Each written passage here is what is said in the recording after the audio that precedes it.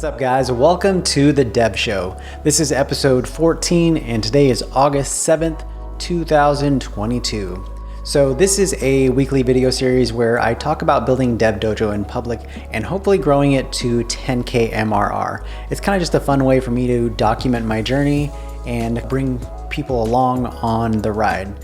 I share everything about revenue, active paying users, completely transparent about all of that, the up weeks, the down weeks, everything in between.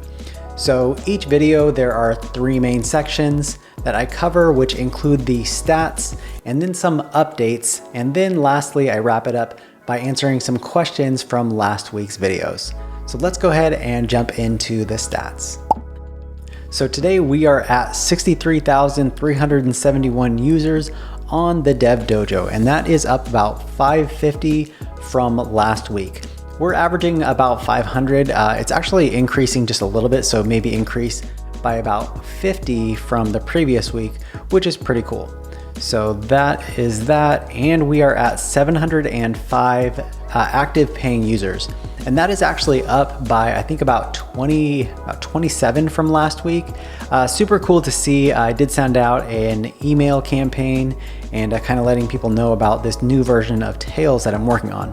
So super cool, active paying users are up. That's kind of been an up and down roller coaster for the last month or two, but it's good to see things trending in an upwards direction. Then we take a look at the 30-day month-to-date revenue. We are at about 6,985, so floating still around that $7,000 mark. As you can see here, there was a large increase of revenue that happened on the day that I sent out the newsletter. So if people think that email marketing doesn't work, it still works. Send out a newsletter, offer a promo code, and you will get more sales. So yeah, that's super cool to see. And let's jump over to the analytics. So we are at about 31,000 users for the week. So 31,000 people who have visited the DevDojo in the last 7 days. That is super cool. I think that number is up by about, from last week, maybe up about 3,000, but up overall from the last couple months. We used to be fluctuating around that 25,000 mark, and now it's actually up to about 31,000 users per week. Super cool to see. So those are the stats for this week. Let's go ahead and jump into a few updates. Okay, so if you've been following along, you know that I'm working on a new version of Tails, which is my Tailwind CSS page builder, design tool, and component library. Basically, I've been working on this for the last, feels like almost a year. So the new version is taking quite a bit longer than I had anticipated, but it's actually coming out a lot better than I had thought. There is some scope creep that happened, but overall, it's just become a really, really cool tool that I think a lot of people are going to use. So I basically put together a schedule a couple weeks back for the things that I needed to complete by the end of this month in order to release it, have an official version 2 out, and do a product hunt launch. This is my kind of schedule that I had, and you can see that there are 3 that have been checked off. And the big one that I finished this last week was actually the design UI panels. I will show you what that is in just a second, but the remaining ones of these I feel like is going to be pretty simple. So on track to do a product hunt launch at the end of the month and then to officially get version 2 out there.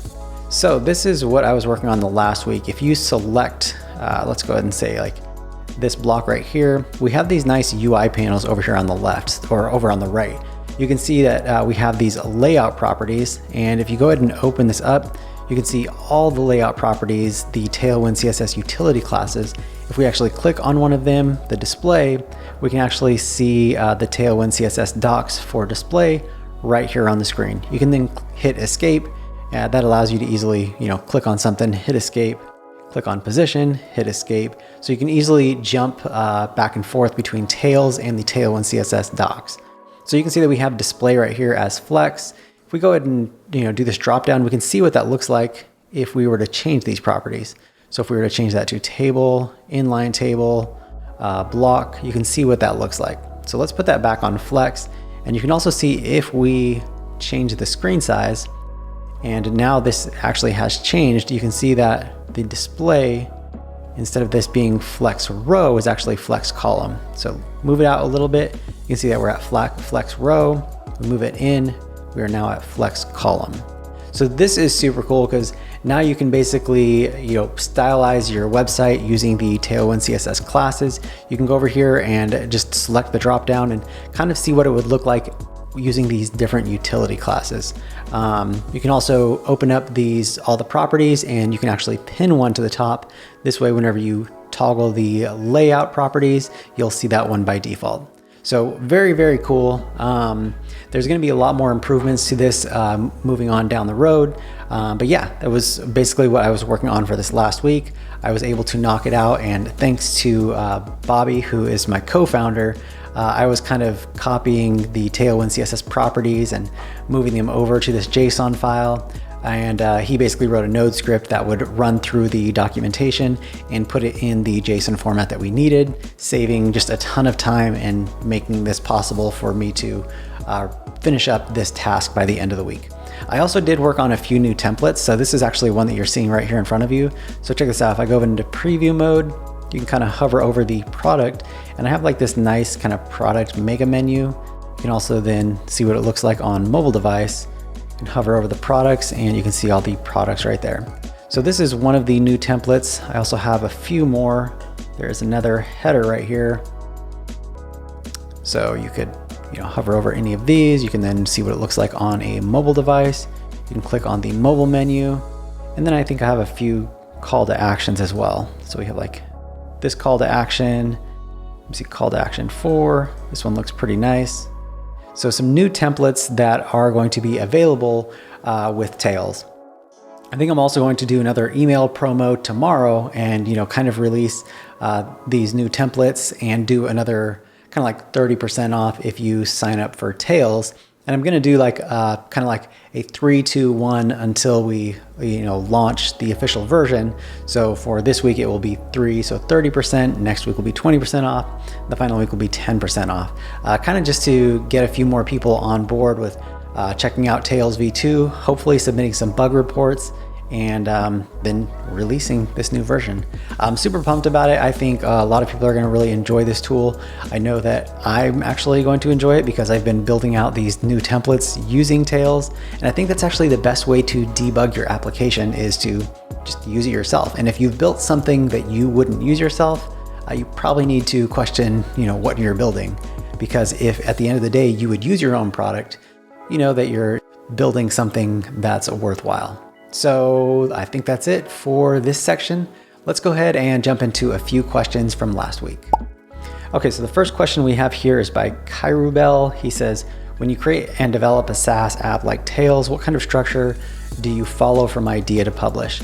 Well, I feel like with this new version of Tails, kind of what I've done is I've taken a look at a lot of the other, big page builders out there or site builders like Webflow is one, big one. I kind of looked at that and seen like what people are building. Shopify, I've kind of looked to see kind of like what their structure is. So some of the big names out there, I kind of wanted to see how they're doing things, and then I kind of mimic it a little bit, but I put my own twist on it. And then I also kind of just envision how it would be if I was using the tool, how I would like it to be.